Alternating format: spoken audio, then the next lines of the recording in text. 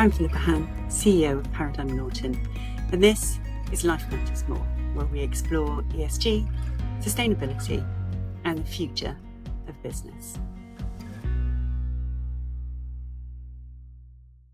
Welcome to Life Matters More, where we explore how people are using their money, work, and influence to build a life and a world that truly matters. Today's guest has spent more than 3 decades helping businesses navigate some of their most challenging moments. Vernon Dennis is a partner at Howard Kennedy Solicitors, where he leads the firm's business advisory practice and specialises in restructuring, insolvency, and corporate turnaround.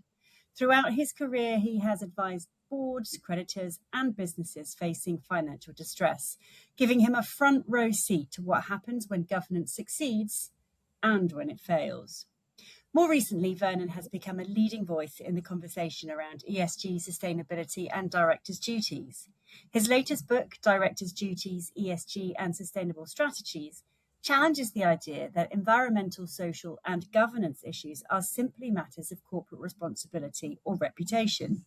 Instead, he argues that they sit at the very heart of good governance, risk management, and long-term business success. At a time when ESG has become increasingly politicised, Vernon brings a refreshingly practical perspective.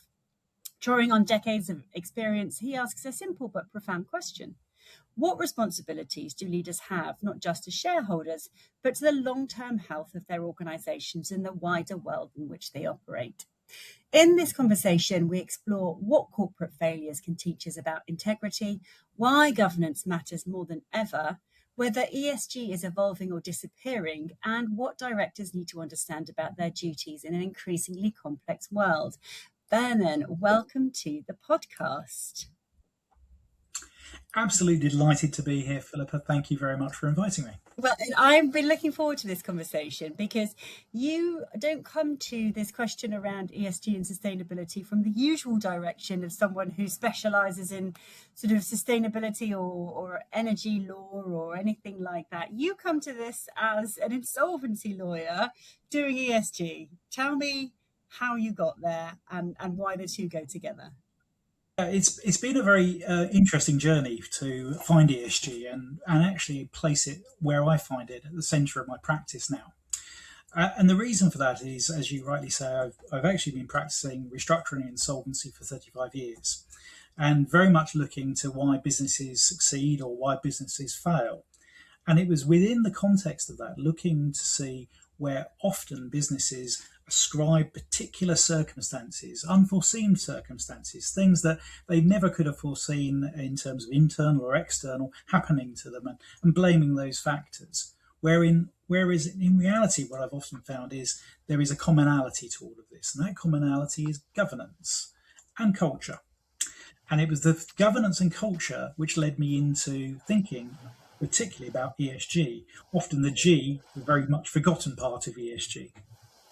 So when you've been, in all your years of experience, when you've been looking at why firms have failed, what governance failures show up the most? Yeah. Well, as I said, very often, businesses point to all sorts of different factors externally or otherwise. And those factors, you can quite put them into all sorts of categories or otherwise. But it's this failure of governance right at the centre. It's about how decisions are made and when decisions are bad decisions, but also when no decision is made. And that is really a question of the review process that a company has, the audit ability that it has to look at itself, and how it reviews the factors coming into its business. And where I particularly look at ESG is those are sort of emerging, strategic, disruptive factors that influence a business. And it has an influence on a business, and the business has impact on environment and people and planet, etc. And so you've got to look at those two things in absolutely as the kind of factors which go towards the business and what actually impacts on that business and how the business impacts. And why it fails is that businesses don't have proper regard to those factors, that perhaps a strategy doesn't take into account the impact it's going to have on its various stakeholders. It doesn't take into account what its stakeholders views are in terms, or it's the drive of its stakeholders, whether that's employees or suppliers or customers or the market generally. And that's why there's this big intersection, I think, between ESG and and business failure and business success. So I sit here as a CEO thinking, gosh, yeah, those things are really hard when you're in the day-to-day melee of spinning plates all the time, running a business. So is that a governance issue? Is that a the right people aren't thinking about the right things in the right places at the right time because there isn't a process for that happening, or is that a failure of strategy? So I guess you must have seen a lot of firms do a beautiful strategy and then save it into a folder, never look at it again. Well, that's right, and it's interesting. When I've come to write my book about, and I put the focus, the sustainable strategy. That is how I say directors discharge their duties towards the company and its stakeholders by having a sustainable strategy. And what I mean by that is it's something that's going to ensure that business can continue. And I think what is often forgotten, and I think this is another element of redefinition, is that when you sort of say, what is often looked at and then put in the drawer is often a business plan. And I think a business plan is very different from a strategy. I view a strategy as sort of like your how-to manual. If you remember the old Haynes manuals, which looked at a car, I think your strategy should be something like that.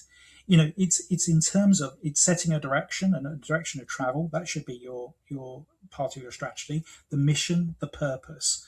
And your strategy should then seek to align the various decision-making processes in accordance with that vision and purpose and direction. And so I think strategy for me has always been this more encompassing element of what you need within it. Because I think very often business planning and 5-year plans, 10-year plans, or even 1-year plans are very much, there's often a mixing up as to what that is with ultimately a strategy, a sustainable strategy.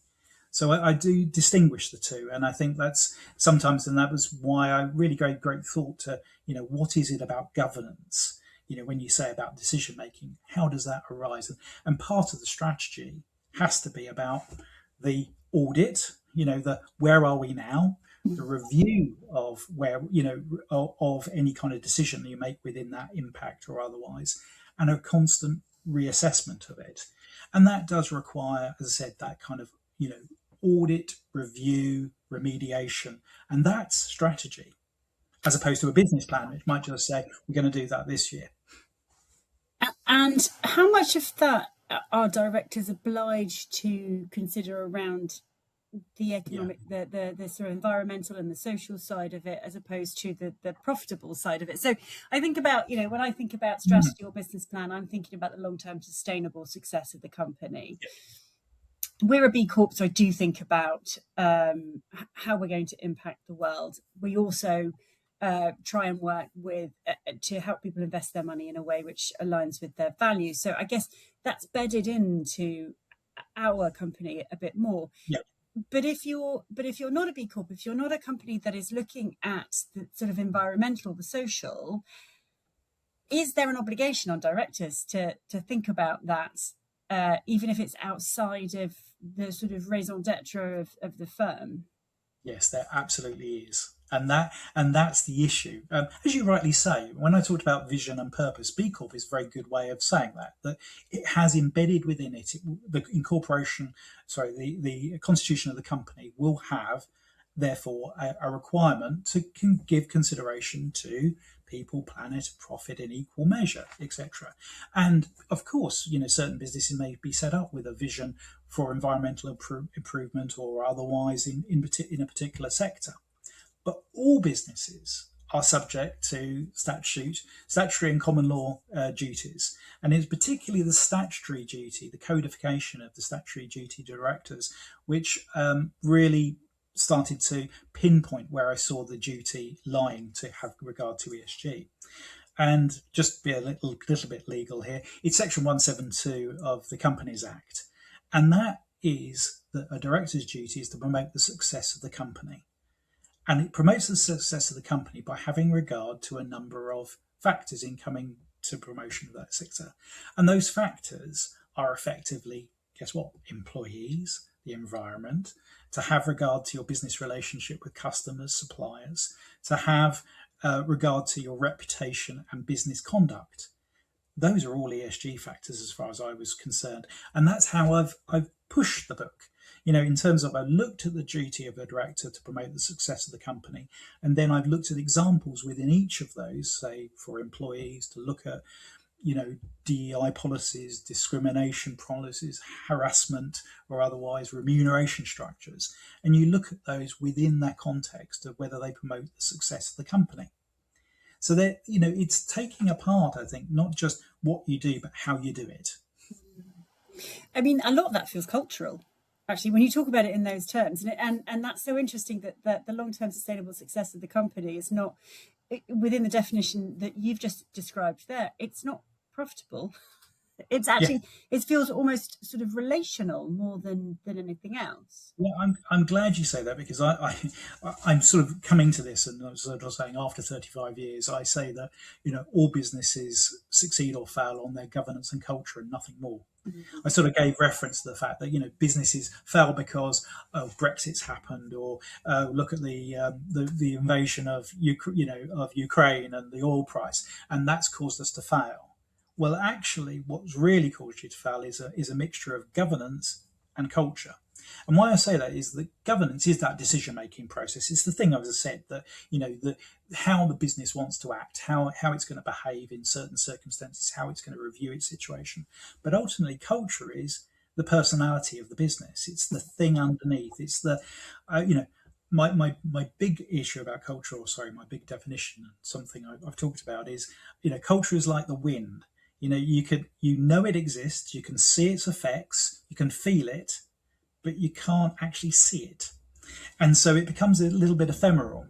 But what I mean by that in particular, so that's the effect of it, but also the culture is very much how the business behaves in terms of the governance that is set. So if you have rules and procedures which are not aligned to your vision and purpose, you will have a poor culture. If you have rules and processes which no one follows because the behaviours and the attitudes and the corporate stories of the business are not in alignment with the processes and procedures, you have a misalignment and you have a poor culture. So I view culture as absolutely indistinguishable from governance and culture. And as you rightly say, I do provide a lot of the element of how a business behaves, what it actually does. And that ultimately is why businesses succeed or fail. They succeed or fail on the back of a governance structure and a culture which is in accordance, and the behaviours of a business that are in accordance with that governance structure. So it's such an interesting reflection on you having seen it go wrong so many times. And I was reading some research recently about the effect of values congruence in leadership with the rest of the firm. And actually the research that I was reading suggested that where there is values congruence, and what you're talking about there, do the policies reflect the mission and the values? That's all about congruence, isn't it? Does it make sense? Absolutely. Am I being asked to behave in a way that reflects the sort of the reputation of the firm and the mission of the firm? And the research was really quite interesting in that it said actually you get these unintended consequences, these really positive unintended consequences of people actually being more productive, people moaning less, getting on with their jobs more, and choosing to do more within the business, because actually it all makes sense to them that what you're saying at all times reflects what happens on a day-to-day basis. I hadn't really put that together before, and it's so interesting to talk to an insolvency lawyer about it. Yes, well, it's got to be embedded. It must be embedded in the culture. And when I say the culture embedded, it's the values and the processes, or otherwise they need to be aligned and they need to be embedded. And that's the key. It's the misalignment, as you rightly say. It's the misalignment is the real problem. And let's give a very easy example. When you have a remuneration structure which perhaps provide bonuses for certain types of reckless behaviour, but growth behaviour, in certain circumstances. And, you can see that through, a company as it's growing. Very often at the early stage, it needs to grow very quickly. It needs, therefore, to get money out of the door. If it's a lender, it needs to get money out of the door. But, the kind of procedures that, or sort of that kind of remuneration, which encourages that kind of, getting out of the door, can be reckless. It can be to the wrong people. It can be without regard to the reputation of the firm or otherwise. If it's an investor or otherwise, you can you can see why. So if you're remunerating people of just get it as quickly as possible, just get your investment out of the door, that is a very different one from remunerating in accordance with the values that the firm might uphold.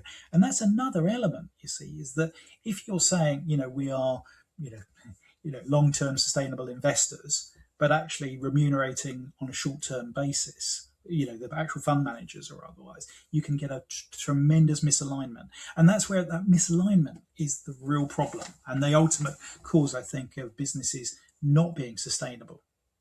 And when I say they're not sustainable, they haven't got a long-term future. Something will happen. Yeah, so that word sustainable is an interesting one, isn't it? Because it's used in a few different ways. So when you talk about sustainable, what do you mean when you're using that word? I'm glad you said that, because I think within the ESG community, responsible and sustainable very often kind of mean the same things. It sort of means an ESG kind of, let's say, an objective criteria that, this sustainable means, environmentally sustainable. I've taken the environmental bit out of it and use it in a wider context of business sustainability. And when I talk about business sustainability, it's that ability to say that in the long term, this business will be profitable. And that's quite important in terms of the way that I look at ESG, that ultimately it's to provide the profitability for the business going forward. You're doing these things not because for the business it's some ethical or value-based judgment. Now, for the individuals, it might be, but for a company, it's not. A company doesn't have, it has a legal personality, but it doesn't have a mind of its own. It's not, a company isn't there to do good, nor is it to do bad. It's just a company. And ultimately, it's sustained by, its trading activities or achieving the purpose for which it's been set up. And I'm sort of mixing my not-for-profit companies as well in that. But ultimately, that's what it's got to do. It's got to sustain itself in terms of its ultimate mission or its ultimate value as to what it wants. And so that's when I talk about sustainability, that's what I keep coming back to is, has it got the lifeblood of the company? Is it going to continue? Or is there some misalignment or otherwise which causes it to fail? You use the word ethical, I think, in that answer there. And so I just want to pick up on that for a moment and ask, is ESG about ethics or is it about risk management?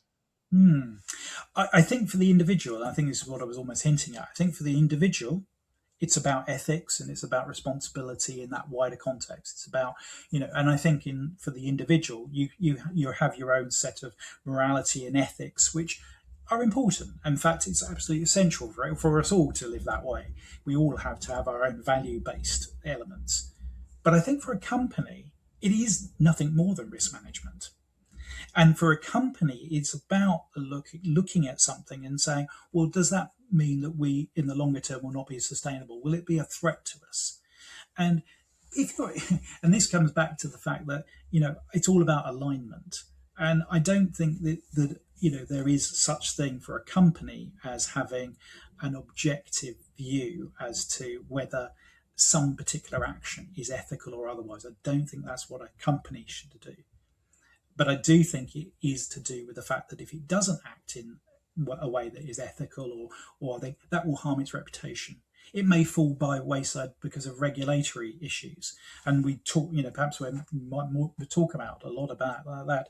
A lot of business decisions are imposed by laws and regulations. So legislation and regulation is, that's the minimum, that's the compliance. But regulators play a real part, I think, in all particular sectors of the economy, pushing certain value-based judgments in this particular market.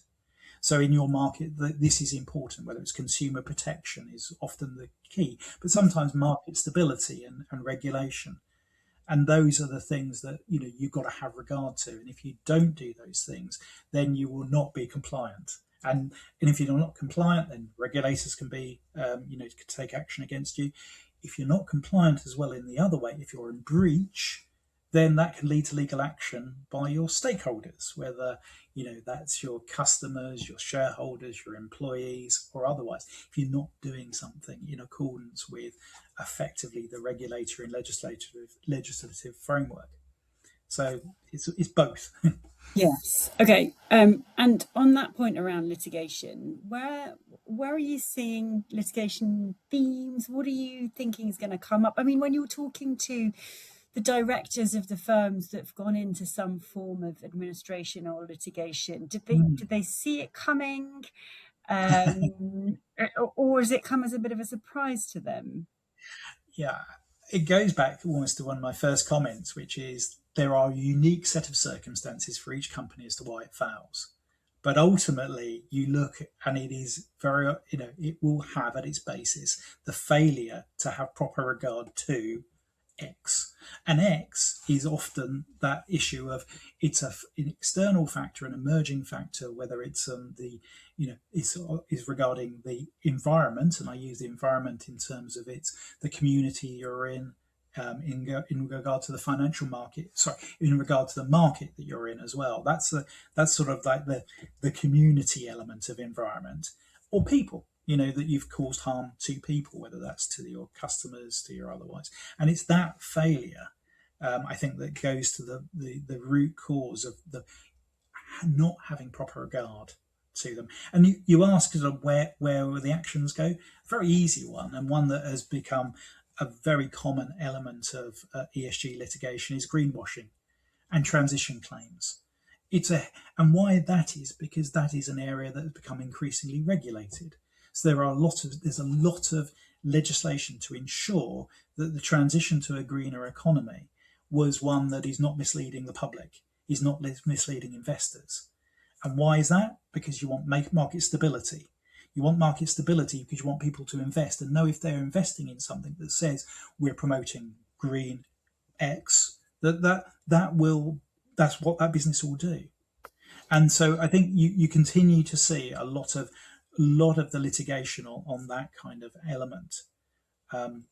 Litigation also from environmental damage, so environmental protection, and I think as well one element that you can also look at it from ESG is consumer protection. So and consumer protection comes in in various very different ways, but it's often a mis-selling aspect as well. So it's coming again from the back of saying, well, actually it's about market protection. It's about the ability to do good business within a chosen market. But the failure of the business to abide by its regulation, but also to mislead. It's not acting ethically. That's where the litigation already arises. So I don't even think it's ESG litigation. It's just litigation, to be frank. It's the preponderance of claims to arise from the misdeeds of the company. And just if I may, that leads to company claims against the company. And if the director's duty is to the company, and if it is caused loss to the company, loss and damage to the company, the director is liable. And liable to the company and its shareholders if it's solvent. But often I see it's liable to the company and its creditors when it's insolvent. So I actually see this quite, I see most of these things is where we take action.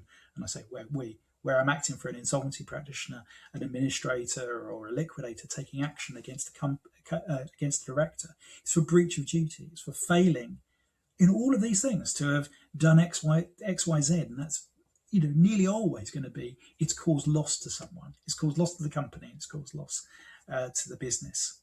And therefore the directors are liable for that loss. And digging into that a bit more, so as you know, I have also just written a book about ethics in finance. And one of the reflections I had was, actually, I believe people are fundamentally good. So when we talk about breach of directors' duties, when we talk about greenwashing, when we talk about sort of going after profits rather than making more sort of, I suppose, sustainable decisions.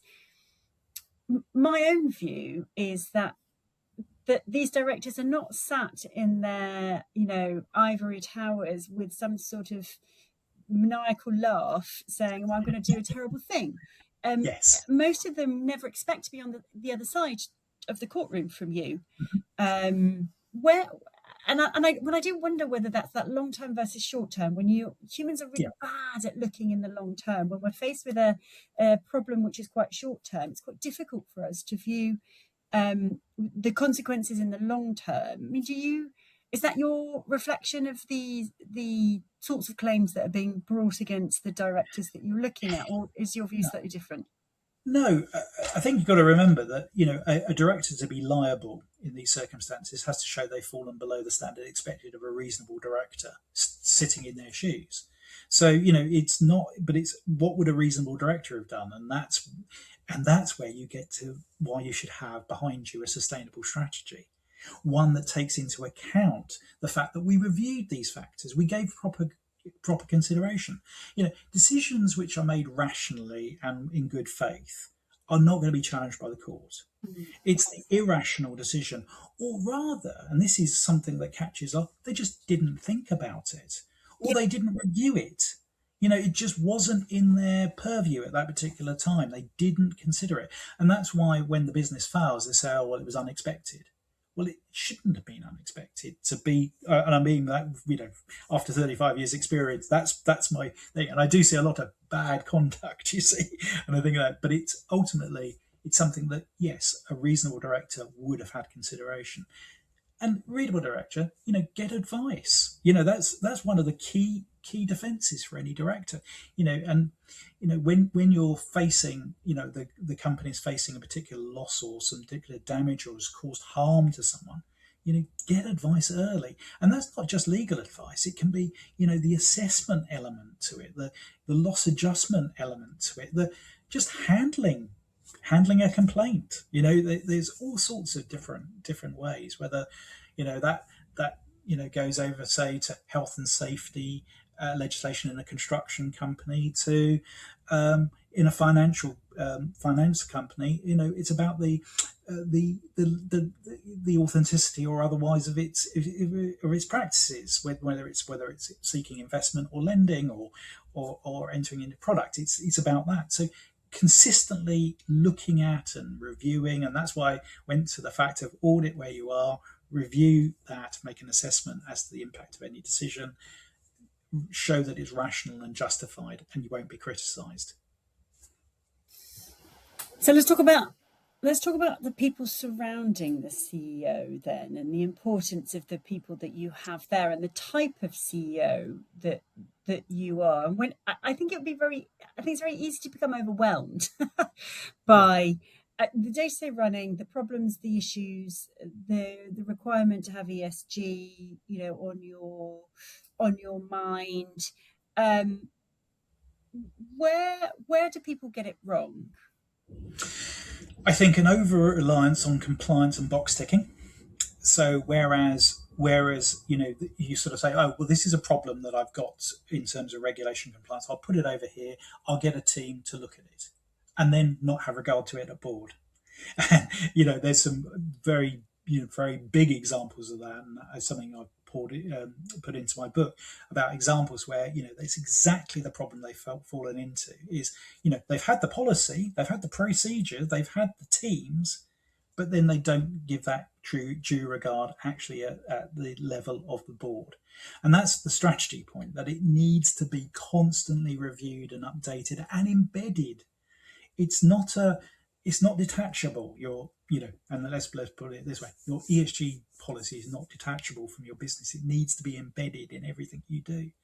And I think, therefore, the CEO can feel overwhelmed by this, but it's actually at board. And this is something I think probably, and I see, over my time, the real issue is that boards very often are very concerned with the minutiae of the operational side of their business on a day-to-day. Quite rightly so. You have to have regard to that.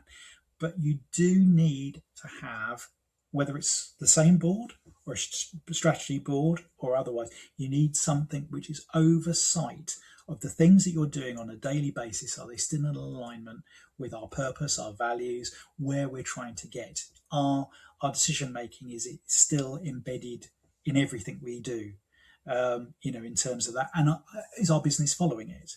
In terms of the behaviours and attitudes of the business as it's actually giving effect to, CEOs who have provided, or rather the board who's provided a particular program that needs to be followed. Just as a little aside, I've just written quite recently about cultural programs and the importance of cultural programs, but of course where they go wrong, and they go wrong all the time in my view, and they go wrong all the time because they're viewed as a separate program which sits over there and has nothing to do with the business. It's like, well, these are the things we ought to do, if in an ideal world. Well, it's not actually embedded within the business itself. It's day to day. And so you end up, with a real disconnect, a lot of good words and a lot of aspirational things, which is sort of sitting in some sort of element between your business, your HR department and possibly a learning department, etc. Whereas in reality, it needs to be embedded within day-to-day decision making. And how do you do that, Vernon? How do you do that? Because it's easy to write the policy, isn't it? It's easy to say, we will do this we will be, corporate citizens of the world, and, all that lovely language. How do you actually embed it into your day-to-day? Materiality is really important, because I get that point that you can't do everything all of the time, and certain elements of the impact your business will have will not be as material to your underlying sustainability of your business as others. And you've got to do that materiality assessment, and that is something that needs reviewing. And so materiality is really important. So it's what are the key things? What are the sometimes, rather than saying ESG factors, and we might talk about the issue about ESG as a term, but what are the emerging strategic disruptive factors of your business? What are the ones that are going to keep you awake at night? What is happening to your business? And the materiality of that needs to be twofold. One, what is the impact of those factors on my business, and what is my business impacting on X? So it's the what harm could be caused to my business, and what harm might my business do? Or look at it in a positive way. How may my business profit from this? How may my business expand from being involved in a particular decision area or initiative? Would you go and get, are there materiality experts out there? Can you get someone into your business? You can? Yes. And would you recommend that? I would. And part of, and this might be a little bit, as a lawyer, I provide advice about legal duties, responsibilities, the regulation, the compliance. I can talk about governance. In fact, that's what we're doing. I very much enjoy that element of my practice, talking about, how you're making decisions and the rationality to that, and the minuting it. The boards often forget, that's why you have a board. It's like, why have you made the decision? Why have you done it, etc. But ultimately, as you rightly say, there are huge areas where there are experts who can come in and provide you that kind of materiality assessment, that kind of, and whether it's called sometimes non-financial audit part of your business. Mm-hmm. So you have an auditor come in and obviously does the finance, but this is the non-financial. But I think actually even that sometimes doesn't properly describe it, because all non-financial activities of the company will have a financial impact eventually. That's the sustainability part. And that's why I don't think it's such a thing. But to say, very often businesses do call themselves the non-financial audit, the review. Just as an example, if you're in a retailer, one of the key regards are supply chain. And supply chain in terms of human rights obligations, and certain businesses have suffered tremendous reputational harm for finding out down the bottom of the supply chain, there are human rights abuses, slave labour, etc. And if that's creeping into your supply chain, there is now regulation, there is now legislation to deal with both Modern Slavery Act, but also lots of regulation in different areas. Doing that as a business is very difficult yourself to do your due diligence on your supply chain. There are experts out there who can do that as well. So I think it's what's material to your business, and then what kind of who would you bring in? And if you brought someone in, an expert, a professional in their area, that's going to be the absolute gold standard in terms of providing the director with a defence to any accusation that they didn't do the right thing. They had proper regard, to a particular issue, and the material issue that really impacts their business, they've done something about. Yeah, I do. I have seen, as you know, I used to be a lawyer. That element of marking your own homework is such a dangerous thing to do, isn't it? And I think we're all vulnerable to it Yeah, because you yeah. have your own internal biases around things, and we all want an easy life, don't we? We don't like to feel uncomfortable. We don't like to think, oh, I made a mistake, or there's a problem that I need to pick up there. That marking your own homework point is a really good one. Well, it's also the psychology element of it, and you've got to be aware of that. As you rightly say, we're all subject to our own biases, but that comes from all I see is my experience, my background, the things that I have seen make up how I see the world. And that's the same you've got to think, well, a company has this multitude of different people, and it needs, and I'm going to use the word, it needs a diversity of thought, and it needs a diversity of experience to be able to properly assess what are true risks or otherwise, because it does. And the other thing I think I sometimes see about companies, particularly in their stages of development, an owner manager business which is on a startup needs very different kinds of governance and thought to one that's an established business in a mature market. And it's sort of, but businesses go through a life cycle. They go through different things, and each time you've got to review those to give that proper regard to, this is how I'm seeing things, but that may not be enough. And I think something where we talk about business failures can very often happen because that guiding star individual right at the front of the business who set it up, they're brilliant with the vision, they had that idea, but ultimately it can become corrupted, because as the business grows and they can't see anymore, because they're seeing how they behaved, what was successful 10 years ago will not necessarily be successful now. And that's why you consistently need to have regard to that diversity of thought, diversity of experience within your business. Yeah, and exposing yourself to challenge. One of the repeated themes that comes up during my podcasts is the power of asking good questions. Either from a consumer perspective, if you want to see change, asking good questions around, where do you get your coffee from? What is your net zero policy, etc. So it's funny. I think every single time I've had a conversation with someone on as a guest on my podcast, this question around good challenge it comes up. So how do you go and get good challenge then? How do you recognize when you should get it, and who do you go to get that challenge? Yeah, well, I think it does come from that kind of the board having proper regard to the strategic direction of its company and reviewing that. And that may be that it needs to have a slightly different function, as I said, whether it's a strategy board or otherwise, or setting some time aside for that sort of the blue sky thinking, which, and so how do you go about it? Make time. And that time seems valuable because you've got the day-to-day issues that we're always going to have, but you must set aside time and probably the most precious resource of any firm, the time to have proper regard to it, to have regard to the materiality of the factors or otherwise that are going to impact on your business, and have regard, and then bringing in, as I said, sometimes external, can be internal, but bringing in people to challenge, to, as you rightly say, ask the right questions.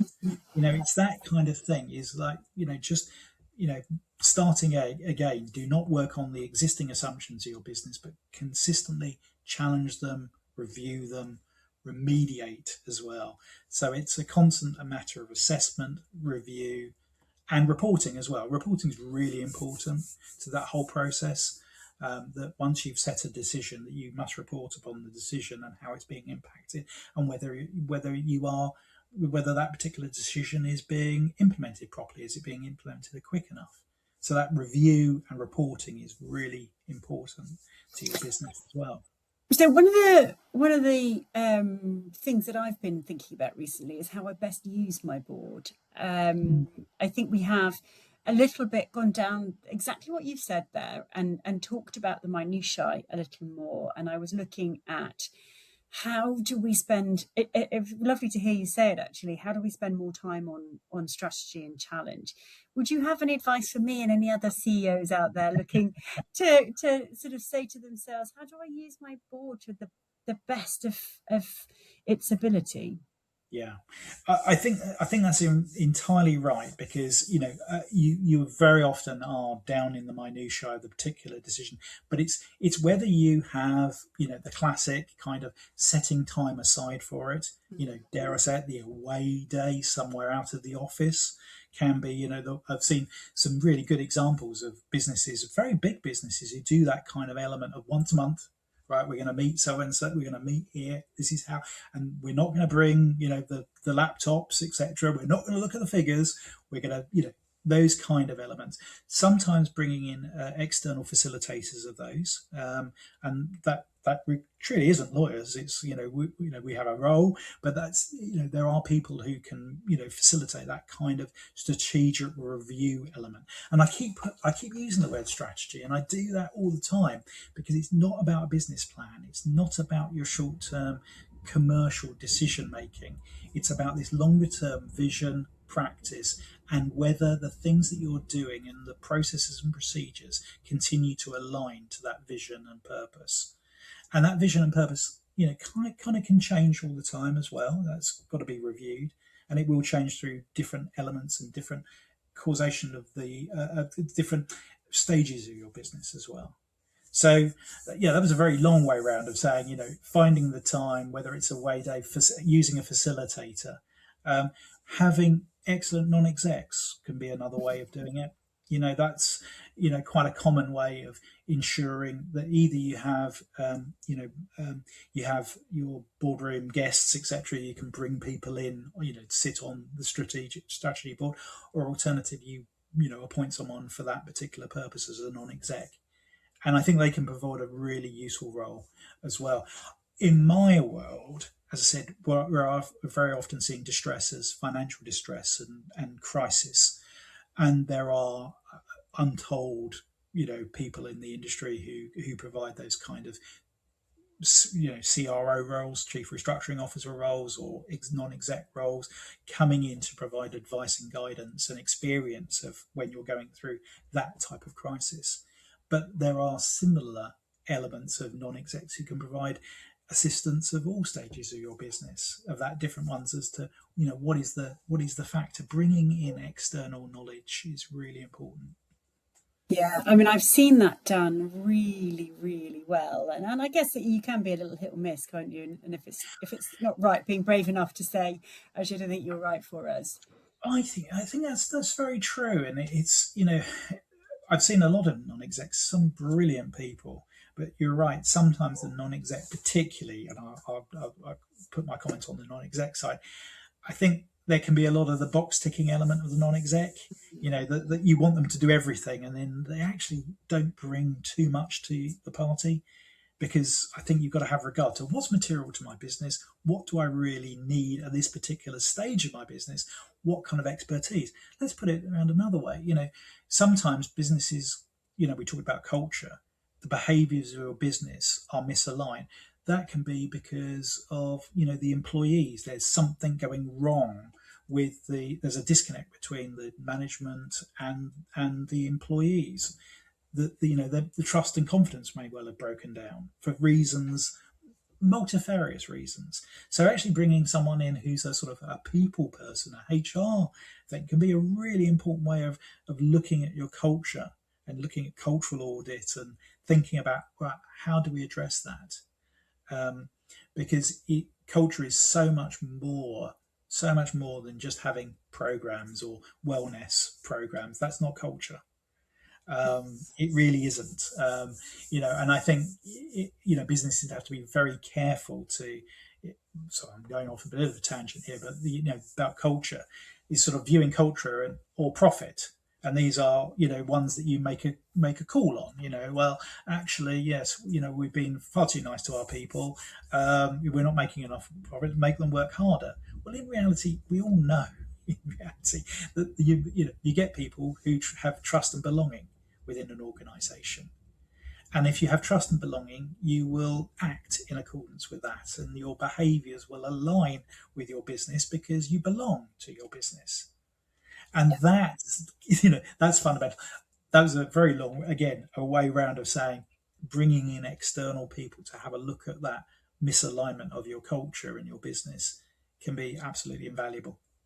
Yeah, yeah. One of the conclusions I drew when I was writing my chapter on how to build a business of integrity is that the people in your business are asking two questions at all times. One is, what does good look like around here? Yeah. Because if good looks like behaving badly because you get rewarded for behaving badly, then that's how you will interpret that. And number two is, can I trust what you say? Which goes back to that congruence point that we were It talking about does. earlier. It It's does. it's It interesting. does. I think you're absolutely right. The other thing about culture is, it's the default. It's what when no one's looking. How do you behave? Mm, It's the thing that it's the thing you fall back onto. And we talked earlier about the fact that as humans we make shortcuts. We make shortcuts because there's the world's complex or otherwise. So we go to those immediate biases or otherwise. You go to how the business performs or behaves in certain circumstances, and it truly behaves. When it's under stress or whether it's in crisis, that's when the culture truly comes out.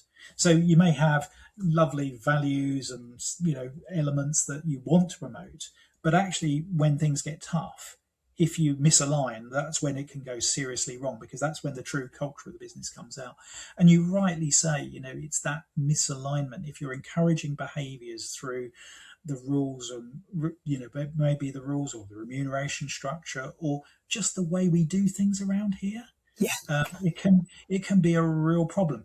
And one of those, and we haven't spoken about this as well, but I think it yet. But one of them is about a speak up culture, Mm, and the speak up culture does come from an element of trust. Well, in fact, it entirely comes from trust. To me, you have to have trust that one, if you speak up, you're going to be listened to. You're not going to be ignored, or worse, you're not going to be ostracized or viewed as not being loyal. And that's the very worst. And you get to the circuit, or you get to a situation where someone else will speak up. That's the other one, that you might see misconduct or otherwise, but you don't because someone else will. And that arises in businesses that have too much of a structure around complaints or regulation, that actually you think, oh, well, no, the system will deal with that. Whereas in reality, it requires the individual to deal with that. The system never does. The system is no more than the congregation of all the individuals. So an individual always must, ultimately whistleblow. And when you go back to say Enron and how quickly, I don't know if you ever studied Enron, it's a really fascinating case study. There's been books written on it, and how long the fraud is perpetuated. Madoff, another one. How long these things are perpetuated, because you kind of think, well, someone's going to spot it. In fact, Bernie Madoff very famously, when he's eventually caught, blamed the regulators. yes. It's well, they should have spotted me earlier. And truly, becomes this thing. The reliance on systems and processes can, take away from the real importance of the individual to call something out. And that calling something out, we've seen in the sort of Me Too elements to it, and elements of racial discrimination and discrimination generally. These are again major things that need to be spoken up, and it goes back as well for me. Those kind of things are non-financial, but have a massive reputational risk and can destroy a business. And so financial failure comes from not the incident, but the way you've treated that incident, the way you've dealt with those incidents. And it's actually how I came to ESG, goes right around back again, but it's how I came to it by looking at non financial causes in terms of the failure to investigate properly, the failure to listen to the allegations that were made, causing reputational harm and ultimately financial distress. And it was at that point I suddenly went, right, there's not just a governance issue here. This is a culture. This is governance and culture. It's about the way our business behaves, and it's that. So it's not the incident, but it's how you deal with the incident is the key problem. Was there a particular trigger when the penny dropped for you that you recall? Yeah, I think it probably was, and I have to be careful in terms of revealing client confidentiality. But the one I'm thinking of in particular was a racism scandal.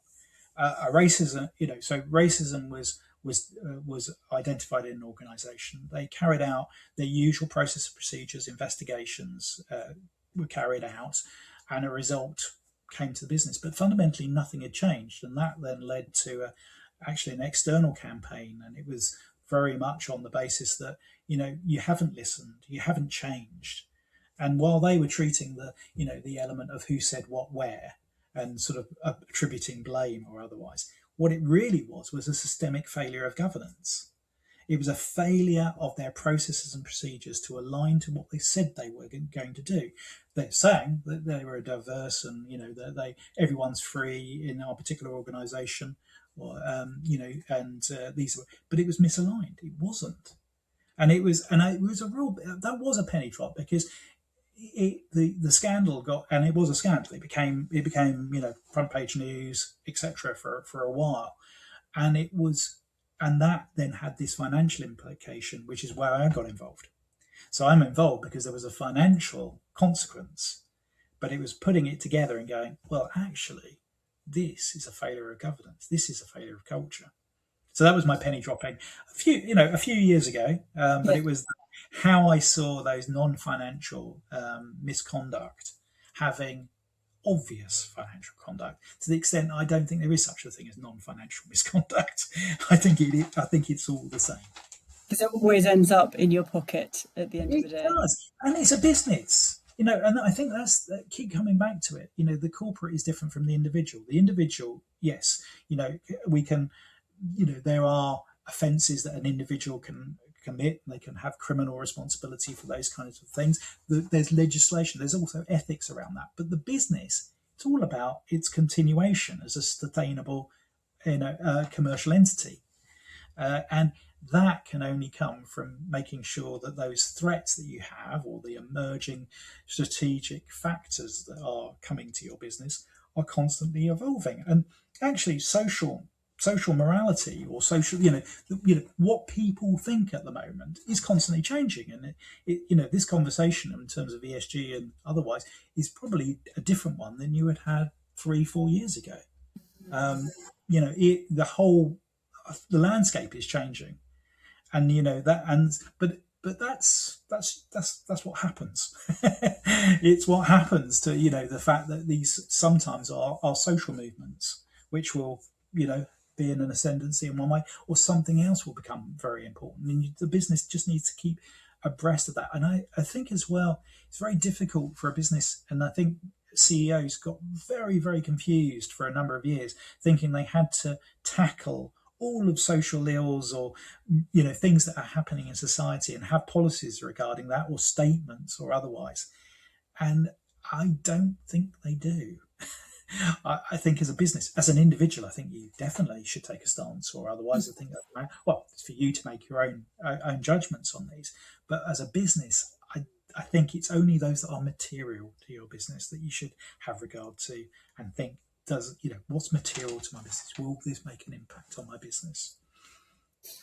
Okay, I want us just to finish up talking a little bit more about your book, which I have on order. I'm looking forward to reading it.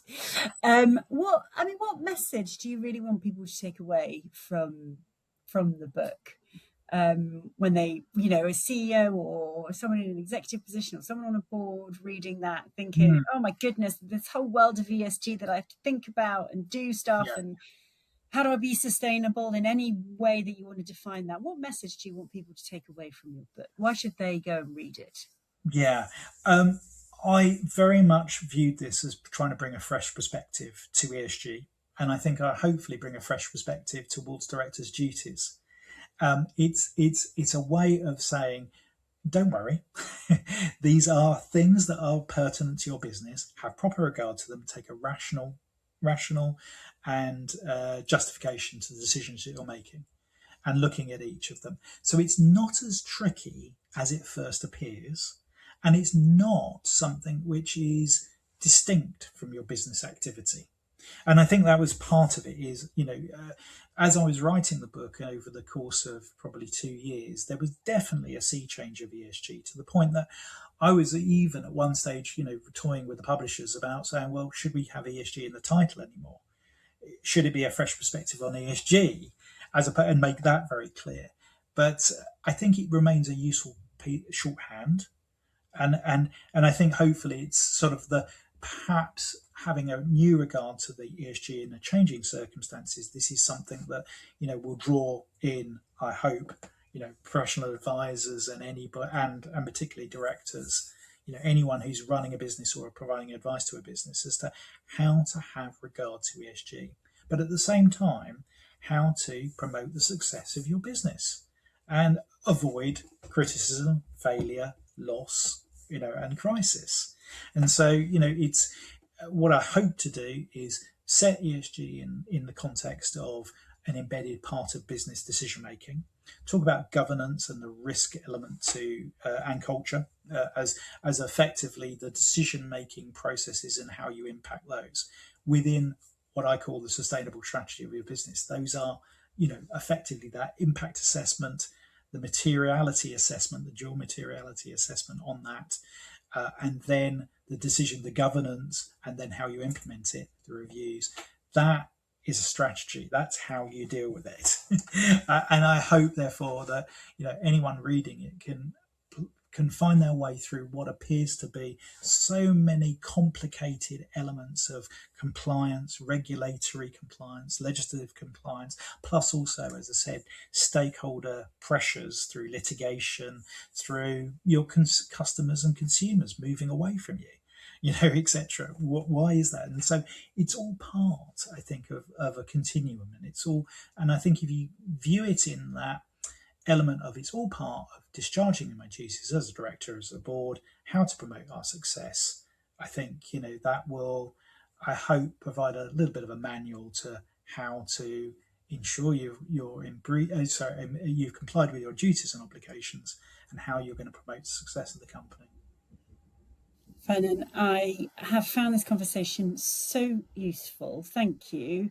From the brand new perspective, as you say, of ESG being just part of good business practice, and the future belonging to those businesses that can really spend the time understanding that materiality, can spend the time actually thinking about those risks, benefits, and opportunities for them. And challenging themselves to ask themselves, am I looking in the right place? Am I thinking about the right things? Am I asking the right questions? Thank you so much for joining us today. I have no doubt that everybody has found it as useful as I have. I hope they have. Well, absolute pleasure. Very much enjoyed our conversation. Thank you.